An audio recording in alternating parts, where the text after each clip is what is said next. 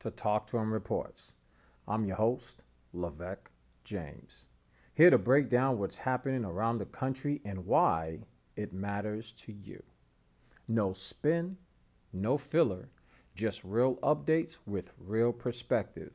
Let's get into today's top stories. Newly appointed Acting U.S. Attorney Lindsay Halligan presented the case to secure the indictment of former FBI Director James Comey on her own. According to a source familiar with the grand jury proceeding in Alexandria, Virginia on Thursday, tapped for the acting role just 3 days earlier, Halligan's actions came after a senior Justice Department official told News that career prosecutors in Halligan's office sent her a memo documented why they believe probable cause did not exist to secure an indictment against Comey.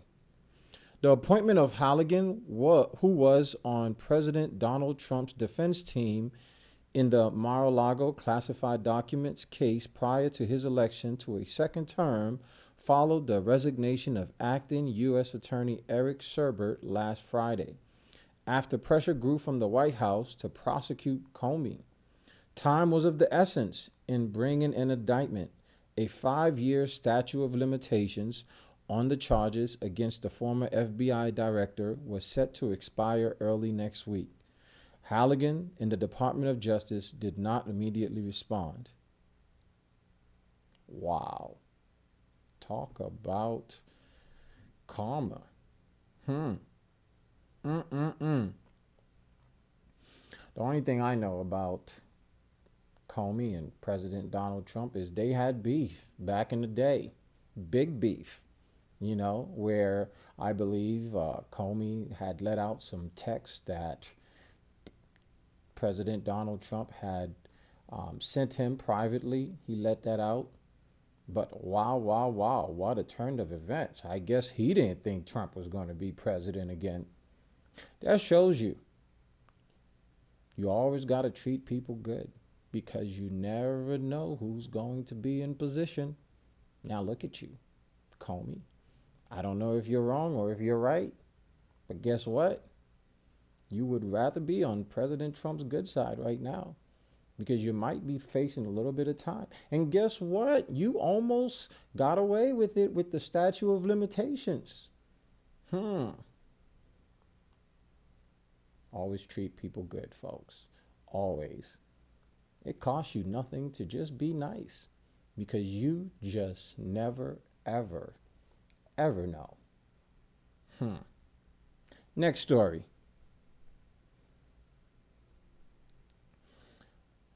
NYC shooter Shane Tamara had CTE, medical examiners say. Wow.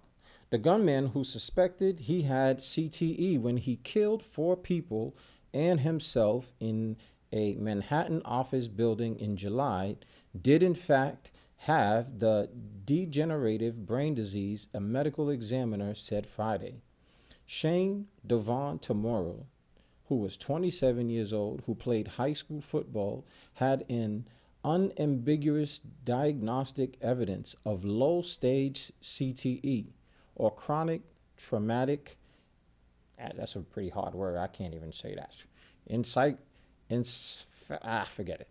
The New York City medical examiner said, the brain disease is caused by repeated head injuries and is most commonly associated in the U.S. with NFL players.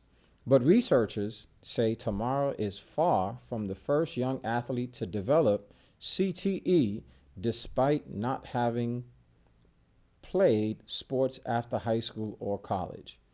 We know that we have lots of cases like this. We know high school football players can get CTE, said Chris Nowinski, co-founder and CEO of nonprofit Concussion Legacy Foundation. Tomorrow, I don't know, when are we just going to take full responsibility and said this man had problems? Yes, we could blame it on CTE or we could blame it on, playing high school football, but this man was 27 years old.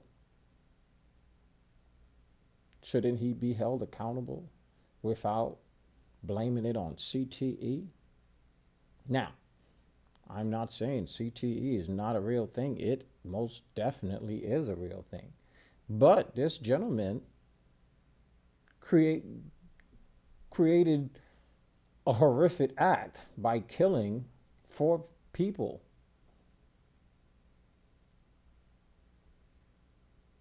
That did absolutely nothing to him. And he did not even play college. He played high school football. Is he Al Bundy living out his glory days? Or what was going on with him? Now, we're not making light of the situation, but, CTE comes from playing football, but also this guy did not play college. He only played football. We don't even know if he played all 4 years. Gosh darn it. So are we going to blame CTE, or are we just going to say, hey, this guy had problems that they never dealt with? How was his family life? How was his home life? Was he doing well in life? Because I could guarantee you, if he was doing well in life, if he was handling his business and doing what it is that he had to do, guess what? There would have been no shooting of any kind. He was probably depressed, not going to the gym, not drinking his water, not getting enough sunlight, not praying, not listening to the Almighty God. So guess what? He fell for the booby trap. And now they're blaming it on CTE. No. Kamara, you have to take full responsibility, sir. Okay? We know you're no longer here with us, but you are being judged by the Most High God. Next story.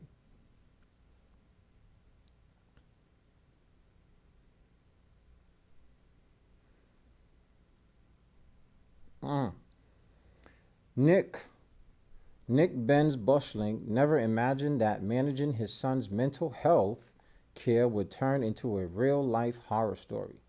After years of struggles, 16-year-old Jonathan attempted suicide in February. He's 16. Wow. Benz Bushling, 41, and his lovely wife, Misty Benz Bushling, 39, of Stephenville, Michigan, rushed Jonathan to the emergency room and then later took him to Forest View Hospital, an inpatient behavioral health facility in Grand Rapids that had room in its pediatric psychiatry unit, when a doctor there said Jonathan needed a residential treatment. The Benz Bushling immediately found him a bed at Newport Academy in Washington. I'm just trying to make sure that he's getting the help that he needs. Honestly, I'm not thinking about insurance or anything like that, Benz Bushling said. Let's get him somebody that can help him through these hard times, because we're not it. They realized the race to get Johnson into treatment would be the start of an insurance battle that would upend their family's finances. In the coming months, Misty Benz Bushling would leave her job. Her husband sold some of the rare Stephen King memorabilia that decorates their home. The couple drastically scaled back on activities for their 3 other children. Wow. In the discharge papers from Forest View, a doctor wrote, "Patient too unstable to function outside of hospital. Patient's treatment needs cannot be expected to be met in a lower level care." The Benz Bushling insurance provider disagreed. What kind of insurance did he has? Because I don't want that insurance. No. I do not want that type of insurance. I want any type of insurance that he has, keep it away from me.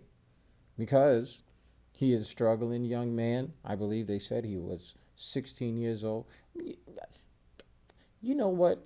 Gosh darn it, what kind of problems are you having at 14 or 16 years old that you have to be warded to like a psych ward? Yes, We know there's problems. We all have problems. But hey, go to the gym, go work out. Let's have you, how about you get a six pack? All right? Instead of drinking the six pack, huh, buddy? We have to start holding people responsible in the United States of America. All right? Now his parents are having to figure it out because they want the best for their children. But how about sending that young man to the army? How about letting that young man go out there and play some sports? Go outside. What is his daily activities looking like? We want to know. Because at 16 years old, you're supposed to be a nice young man figuring life out, okay? Coming into your own. Or how about you go see some professionals, right?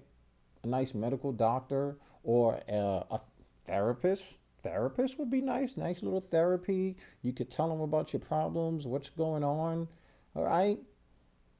But man, having to be indicted into a psych ward at 16, what are you doing, young man? What is it that you are doing? Come on now. Come on, let's get it together. And this is not for this young man, not just for him, but it's for all the young people out there. All right? We have to start taking care of ourselves.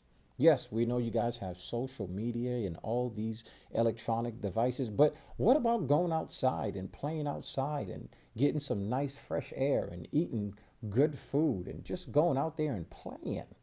Whatever happened to those things, huh? Whatever happened to those things? Because children nowadays are just complaining that they have all these mental problems and all these things. And parents, because we care, we're lovely parents, we're good people, we want the best for our children. But guess what? Sometimes they just need to go play outside, do some push ups, burpees, squats, crunches. Let's see you get a six pack, right? And then just drink water, right? Stay off the weed. Okay? Stay off the weed, young man. Or all young people. Stay off the weed because it will mess up your brain. It will mess you up. Totally. Next story.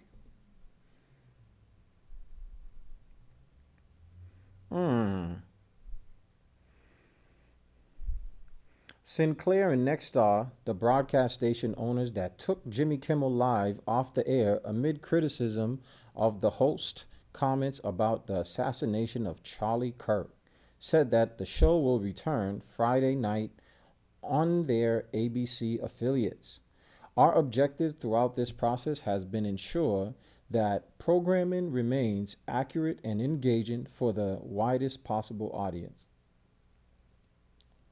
Sinclair said in a statement on Friday afternoon, "We take seriously our responsibility as local broadcasters to provide programming that serves the interest of our communities, while also honoring our obligation to air national network programming," said the company, which owns and operates 30 ABC affiliate stations in 27 markets.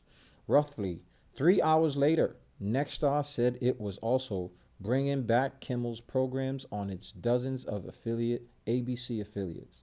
Sinclair and Nexstar, which together own 70 ABC affiliates across the U.S., announced last week they would preempt airings of Kimmel's talk show after the comedian criticized Republicans for their response to Kirk's killing. Federal Communications Chairman Brendan Carr, who regulates the broadcast television industry, accused Kimmel of the sickest conduct possible. The Disney owner of ABC briefly suspended Kimmel before resuming production on his show on Tuesday. The return episode drew more than 6 million total viewers, even though it wasn't available in more than a quarter of U.S. households, thanks to the Nexstar and Sinclair blackouts. Wow.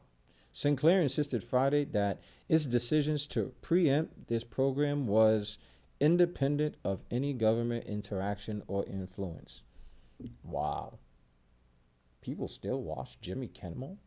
I personally, I'm in the bed by that time. It's past my bedtime. But I never knew people still watch Jimmy Kimmel. You know, it seems to me the higher ups just had beef, beef, beef. And they saw that, you know what? We're not getting, they, excuse me, that was my phone call. Excuse me. They saw that they were not getting the enough attention or the enough ratings. So guess what? We live in a capitalist country. And if the numbers are not well, hey, let's bring Kimmel back. All right? Let's bring Kimmel back because it looks like he brings in the numbers. Matter of fact, let's bring Arsenio back. Huh? Remember the Arsenio Hall show? Woof, woof, woof, woof, woof. We miss Arsenio Hall. Big shout out to Arsenio. Respect and salute to Jimmy Kimmel for coming back on the air. Next story. Former NFL MVP Sean Alexander and his wife are expecting their 14th child. 14, my gosh. The retired running back revealed during a televised interview Thursday, spreading the word about their growing family of homeschooled children. The one-time Seattle Seahawks running back was on the Up and Adams show on Thursday when the morning show displayed a picture of the player's expanding family. We're just now starting to tell people, but number 14 is in the belly. A broadly smiling Alexander said, "You're the first one I've told on TV. So yeah, we're just now starting to tell everybody." Alexander played 9 years in the NFL, 8 of them for the Seattle Seahawks. The University of Alabama product rushed for a league high 1,880 yards and 27 touchdowns in his MVP season. Wow, Sean Alexander. He likes the gooey gooey. But man, I hope his family continues to grow. His wife has a great,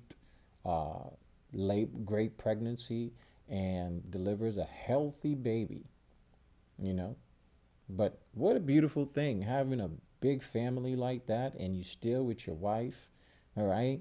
Thank God he don't have child support. Thank God, because that would have been a hefty bill, brother. 14 children? Pull out game is weak. My gosh. I tickle my fancy sometimes. This is Talk to Him. From the headlines to the streets, this is Talk2Em Reports with Lavec James. Thank you for your time. See you next time.